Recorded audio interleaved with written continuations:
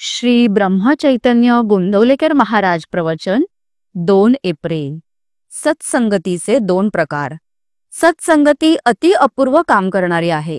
संतांची संगत 2 प्रकारे होऊ शकते. एक संतांच्या देहाची, दुसरी संतांनी सांगितलेले साधन करीत राहण्याची. यापैकी पहिली म्हणजे संतांच्या देहाची संगती लाभणे फार कठीण आणि दुर्मिळ. कारण संत जरी खरा असला तरी त्याला ओळखणे कठीण असते आणि पुष्कळदा त्याच्या बाह्य वागणुकीवरून मनात विकल्प येण्याचा संभव असतो. आणि एखाद्या भोंदूशीच गाठ पडली तर त्याच्या संगतीपासून नुकसान हे ठरलेलेच. म्हणून पहिला म्हणजे संतांच्या देहाच्या संगतीचा मार्ग हा पुष्कळदा धोक्याचा ठरण्याचा संभव असतो. दुसऱ्या मार्गाने जाण्यात म्हणजे त्याने सांगितलेले साधन करण्यात बिलकुल धोका नसतो. कारण खरा संत काय किंवा भोंदू साधू काय, कोणीही झाला तरी तो दुसऱ्याला सांगताना खरे आणि बरोबर असेल तेच सांगेल.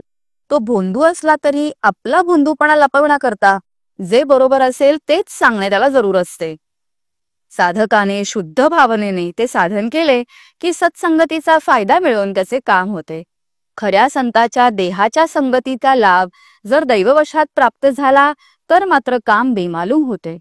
ज्या वाहनाचा आपण आश्रय करतो त्या वाहनाचा वेग हा आपला वेग होतो. फक्त त्या वाहनात निश्चल बसून राहणे एवढेच आपले काम असते. तसे आपण खऱ्या संताजवळ नुसते पडून राहावे.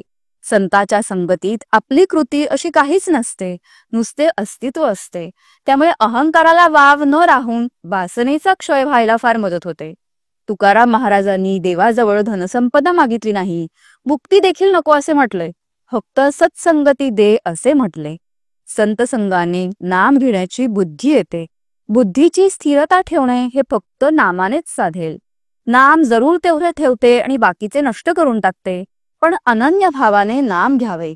नाम घेता घेता बुद्धीला स्थिरता येते आणि मग मनात विकल्प न येता संतांच्या देहाच्या संगतीचा खरा फायदा घेता येतो. सत्संगतीत कष्टाशिवाय ईश्वर प्राप्ती होते. संत संगतीत साधने आपोआप होत असतात. त्यांच्या पूजनाबरोबर पूजन, भजनाबरोबर भजन, श्रवणाबरोबर श्रवण, स्मरणाबरोबर स्मरण आपोआप होते. सत्संगतीत स्वतःची विस्मृती होते आणि नामस्मरण घडते. म्हणून प्रयत्नाने संत संगती करावी, तिथे प्रारब्ध आणू नये. सत्संगतीत राहून नाम घेतले तर देहबुद्धीच्या कोंडीतून बाहेर पडता येते. बोधवाक्य: संतांना जे आवडते ते आपल्याला आवडणे म्हणजे त्यांचा समागम करणे होय. जय श्रीराम.